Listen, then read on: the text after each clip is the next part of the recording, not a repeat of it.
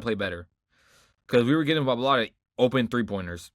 That basically lost us the game. And then Giannis just frying us. What's going on, Knicks fans? Vigosportstalk here, host of Vigosportstalk Knicks. In today's episode, unfortunately, we lost another game to the Milwaukee Bucks, so I'm gonna go over this game. I know I said last episode. Well, I didn't post it yet, but I was gonna say the loss against the Miami Heat was it wasn't an impactful loss. Obviously, it's our first loss of the season. We gotta talk about it, but I feel like there was stuff from that game that happened that made us lose the game, and this kind of happened this game too. So I know I said I'm trying to stay consistent. It's been hard posting a lot, so I'm trying to do my very best to keep on posting. I'm doing 2 podcasts. I'm handling school. It's a lot, so I apologize for that, but I'm trying my very best here. So let's get on to the episode. So I feel like we started the game really good. The way we started the game, we played really good offensively. Defensively, could have done better, but we still did pretty good. We were locking down Giannis. He only had like 4 points in the first quarter, but we're not gonna talk about after that because he went on the drop 37 points. Man, Giannis is unreal. By the way, he had no threes, so they were all from the paint, free throws. It was insane. And then I never heard this guy, Ryan Rollins. He was frying us out there, and honestly, it was just them two that pretty much made an impact. I mean, other players dropped like 10 points, 9 points, 8 points, but compared to the impact they had while on the court, it was the same as the impact they made while in the game. What I mean by that is Giannis and the Ryan Rollins guy, they're the reason they won this game for sure.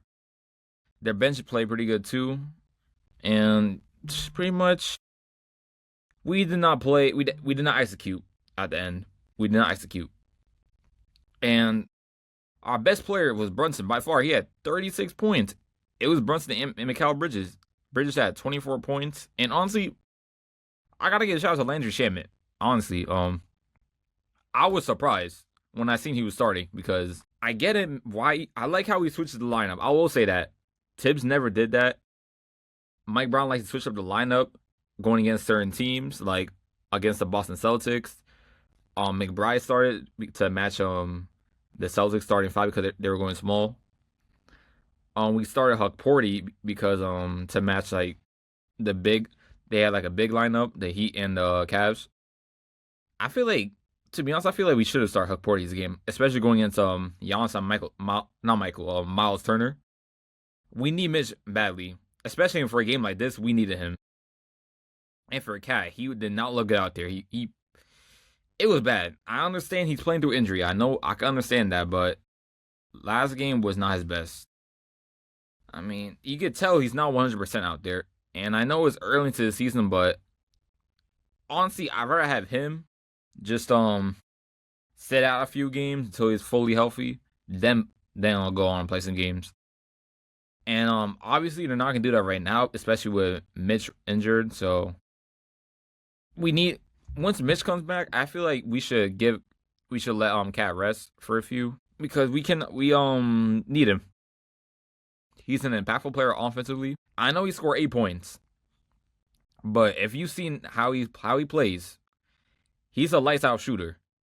He be chucking those threes. He be making them. He can score in the paint. He can do it all, just not defensively. But he's an impactful player. We're gonna need him, especially in the postseason. So if I was Cat right now, I would just sit out just to be fully healthy because you're making your injury worse. You can tell by the way he's playing. He's not fully healthy, so once Mitch comes back, we'll see what happens. We'll see what happens. But McBride hasn't played the last 2 games due to personal reason. I hope everything is okay with him. I'm hoping we need him badly because our three-point shooting has not been good at all. At all, we need him. He's one of our best 3-point shooters, mid-range shooters. He could do it all. He's a really good backup point guard. We're gonna need him badly. We played this Friday, so I'm pretty sure we play. I think he could play actually. I was gonna say he might miss his game, but there's a chance he could play. I think so, for sure. Then Josh Hart. He hasn't started the season off offensively good. He hasn't started the game offensively. On the offense side, he hasn't been playing good, but defensively, he's been doing a pretty good job. He only had 4 rebounds, and I know it's pretty bad, but the other game he had like 14 rebounds. I'm not too worried about it. And then Clarkson, he had 10 points. Kolek had 5 points. Laporte had 0. I like how Kolek is in the rotation. He's a good point guard. I feel like he needs more like chances to score more. If he can get like 15 minutes per game, he could score at maybe like 10 points per game. He's a good in assist, passing the ball. He's really good. And Clarkson, he hasn't started the season off that good, but he's still pretty good offensively. He's definitely an impactful player. But in all honesty, we need McBride back badly, and if we have him back, we could probably win against the Chicago Bulls. We cannot lose that game. We've lost the last 2 games. We cannot lose this one. We don't want to go on a losing streak. We got to keep winning. And I know it's early into the season, but you never know. The season could go quick and boom, losing record, miss the playoffs.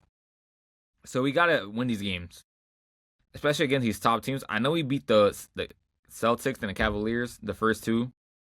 But I feel like if we could beat the Celtics, well, actually, no. If we could beat the Cavaliers, we could for sure beat the Bucks and the Heat, too, by far. And I know the Cavaliers didn't have Hunter and Garland, but we could still beat them easily. So we gotta get this figured out. We gotta play better offensively, defensively. For 3-point shooting, we gotta play better because we were getting a lot of open 3-pointers. That basically lost us the game. And then Giannis just frying us. I mean, I'm not even worried. It's Giannis. He's been averaging like 30 points the last 3 seasons. He's an MVP. He's unguardable. Realistically, he's unguardable. You cannot stop him. We did good for Miles Turner. We only have 5 points, so I'm at least happy for that. So we got, like I said, we can figure this out. It's still early into the season. I know Cat had a bad game, but it's 1 game. You guys need to relax. 1 game, and it's so easy to give up on him. I guarantee if he drops like 30 points next game, you're going to switch up. That's just how New York is. You got to handle the media, all the criticism. He acknowledged he has to play better, and that's what you want from a player. That's all I got to say for today's episode. This is Vigo Sports Talk, host of Vigo Talks Knicks, and I will see you next episode. Peace.